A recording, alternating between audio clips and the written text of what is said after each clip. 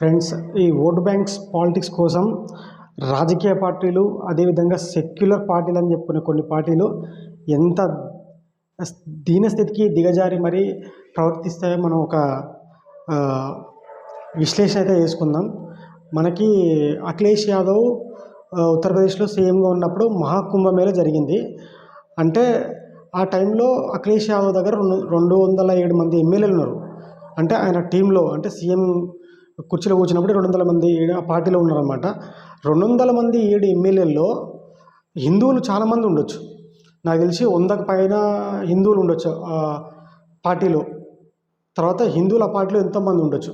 మహాకుంభమేళ అంటే ఎంత అది కుంభమేళ జరిగింది, మహాకుంభమేళ కాదు, కుంభమేళ జరిగింది ఆ టైంలో.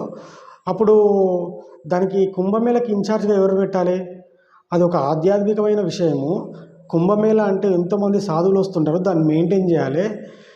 ఈ ఓటు బ్యాంక్ రాజకీయ కోసం, ముస్లిం అపీస్మెంట్ పాలిటిక్స్ చేయడం కోసం అఖిలేష్ యాదవ్ ఎవరు పెట్టినంటే ఆజం ఖాన్ని మనకి కుంభమేళ ఇన్ఛార్జ్ పెట్టినమాట. ఎందుకురా బాబు, హిందువులు లేరా? ఒక ముస్లిం కుంభమేళను ఎట్లా మెయింటైన్ చేస్తాడు? అసలు వాళ్ళు హిందుత్వమే నాశనం చేయాలనుకుంటున్నప్పుడు, సెక్యులర్ ముసుగులో దొడుకొని హిందుత్వాన్ని నాశనం చేయాలని కోరుకున్న వాళ్ళు, హిందూ దేవులనే నమ్మని వాళ్ళు, హిందూ దేవతలని కాఫీర్లుగా, అంటే హిందువులని కాఫీర్లుగా పోల్చేవాళ్ళు, వాళ్ళకి కుంభమేళ ఇన్ఛార్జ్ చేయడం ఏంది? అంటే వాళ్ళ ఓట్లు బ్యాంకు రాజకీయం చేయాలి, వాళ్ళ ఓట్లు కావాలని చెప్పేసి ఈ అఖిలేష్ యాదవ్ అనే వ్యక్తి కుంభమేళాని ఆజం ఖాన్కి కట్టబెట్టిన ఇన్ఛార్జిగా, ఓట్ల కోసం, ముస్లిం ఓట్ల కోసం. అంటే మేము కుంభమేళకు కూడా ఆజం ఖాన్నే పెట్టినని చెప్పుకోనికి, సెక్యులర్ అని చెప్పుకోనికి. ఇంత దీనమైన స్థితిలో ఉన్నారన్నమాట. ఒక హిందువుని పెట్టడానికే నువ్వు కుంభమేళకు ఇంత సంకోచించినావు. అదే ఇప్పుడు యోగి ప్రభుత్వంలో అయితే, యోగి గారు తనే లీడ్ తీసుకొని టీమ్గా ఏర్పరచుకొని, ఒక సీఎంఏ హెడ్ తీసుకొని సాధుపంథీ పెట్టి, ఒక సాధుపంథీ యోగి ఆదిత్యనాథ్ తనే లీడ్ తీసుకొని మొత్తం ఎంత కుంభమేళ ఎంత ఆర్గనైజ్ చేసిండు, ఎంత మంచిగా ఆర్గనైజ్ చేస్తున్నాడు. ఓటు బ్యాంక్ రాజకీయాలు ఉన్నాయా? ఇక్కడ ఒక ముస్లింని ఇన్ఛార్జ్గా పెట్టిండా? హిందూ పండుగలకి హిందువుని పెట్టకుండా ముస్లిం పెట్టడం ఏంది?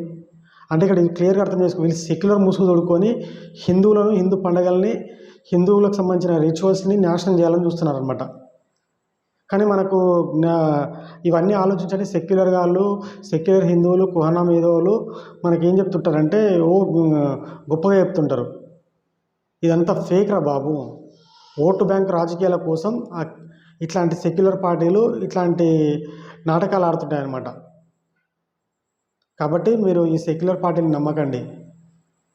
మీకు ఈ వీడియో నచ్చినట్లయితే లైక్ చేయండి, కామెంట్ చేయండి, షేర్ చేయండి. ఈ వీడియోని 10 మందికి షేర్ చేయండి. ఛానల్ సబ్స్క్రైబ్ చేసుకోండి.